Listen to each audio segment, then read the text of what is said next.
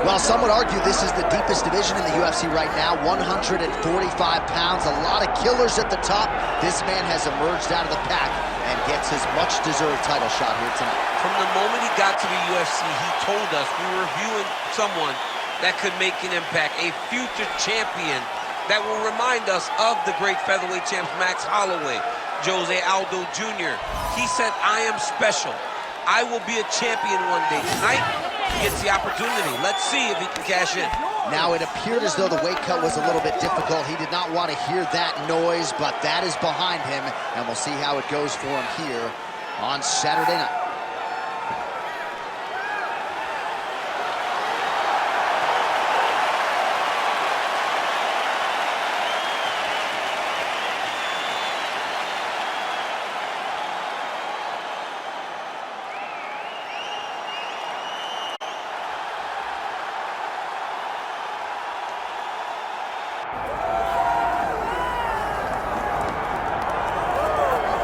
So you got Ron Guidry, Louisiana Lightning. You got Daniel Cormier, the two-division UFC champion. But now Dustin Poirier, on the strength of a UFC interim lightweight title, has a key to the city of Lafayette. And he will try to add to his significant legacy in this spot here tonight.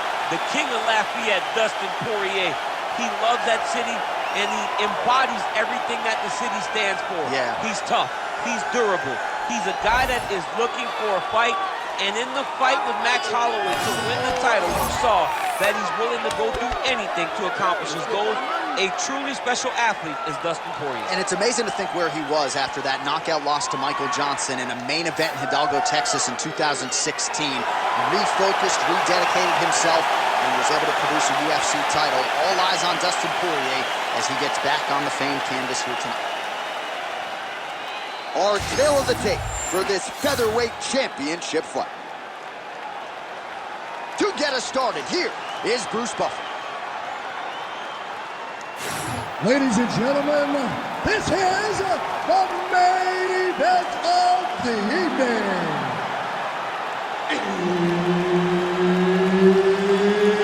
It's time! 5 rounds for the undisputed UFC Featherweight Championship of the world. Introducing first, fighting out of the blue corner, presenting the challenger, Dustin Rosa.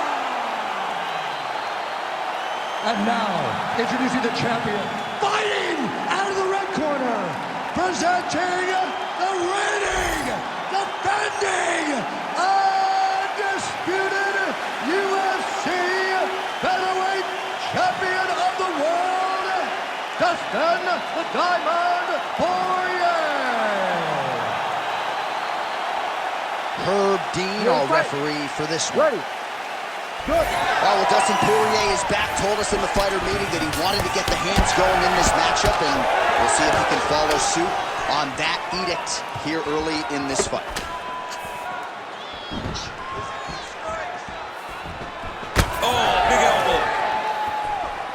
Oh, big damaging knees here to the body. Straight to the body by Poirier. All right, so a big moment for him here as he gets the clinch with relative ease. Now we'll see what he can do from this position to potentially get a more advantageous position. Well, he wants to wear him down. He wants to make him work from in close. He understands that there's still danger of knees coming up the middle, but he also recognizes that he can score takedowns from this position. Pretty good series of knees by him there, DC. He told us on Thursday he felt like they would be there. They have been there. They have been there, and he is driving them into his opponent's body. It's hard to watch. All right, gets inside, gets the single collar tie here. Oh, big power left hand from Dustin Poirier. At times he looks like an ambidextrous fighter. Good pop in both of his hands. Let's see if he can follow up here. Lands a big elbow there.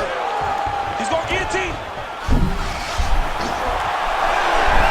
Oh, how good is that as he gets out? That is great submission defense, keeping everything short and not allowing his opponent to get the submission victory. might be a submission attempt here, champ. I mean, you cannot sit in a full guard. When you sit in the full guard, you give these guys so many opportunities.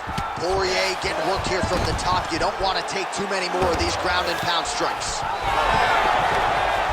Fighter able to reverse position on the ground and gain a dominant position. Nicely done. Well, he continues to manhandle him here on the ground. Under 2 minutes now to go round one.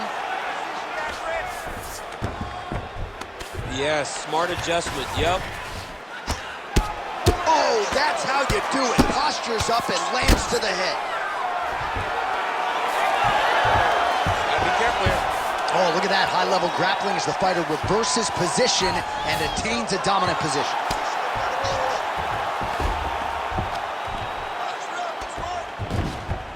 This is a terrible position.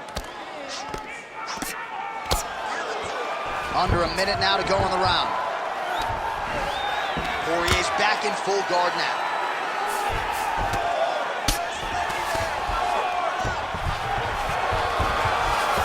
Striking from every position lands a strike from the bottom. Oh, crowd just loving it as the fighters, after an extended grappling battle, make their way back to the field. Yeah, they're back on their feet. They spend a lot of energy on the ground. And these guys are going back and forth on the ground, and ultimately, he's gotten back to his feet to give himself an opportunity. Round two is next.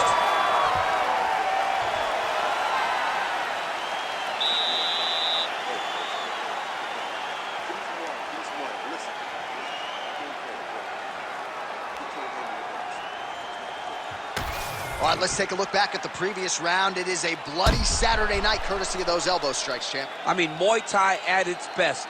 In tight, over the top with the elbow, coming up with the elbow. He's doing so many different variations of those elbows. All of his coaches at his Muay Thai camp would be very proud of the performance that he's putting on right now. You ready to fight? Ready. Round two underway. Jab gets the attention of his opponent. Power right hand there from the king of Lafayette, Louisiana, Dustin Poirier. Mike Brown there in the corner has really honed Dustin's all-around game, and he certainly finds himself in the middle of his fighting. Oh, wow, how about the roundhouse kick? And there's a takedown attempt. Poirier's forehead is bleeding now. Cut just opened up. Oh, he did a great job of rotating him into an underhook. Now the uppercuts are coming. He better start moving. He cannot. Oh, guillotine, guillotine here. That guillotine is tight.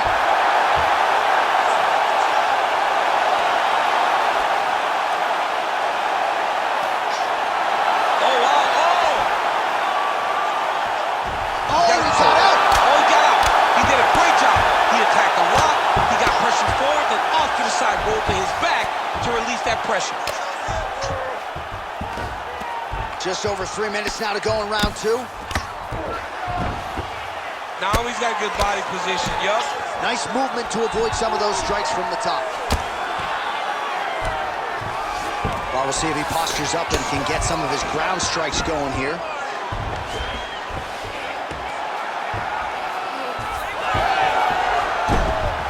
That is how you reverse position on the ground. Beautifully done by him there.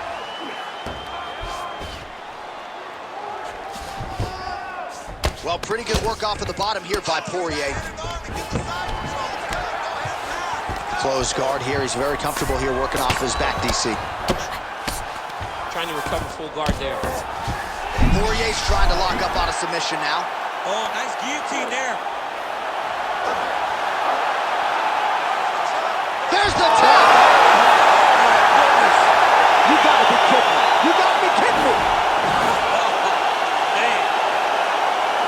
Wow, an unbelievable result here tonight by way of submission, and he bided his time there. He stayed patient, waited for an opening, and then when it was there, he certainly capitalized to get the tap here tonight.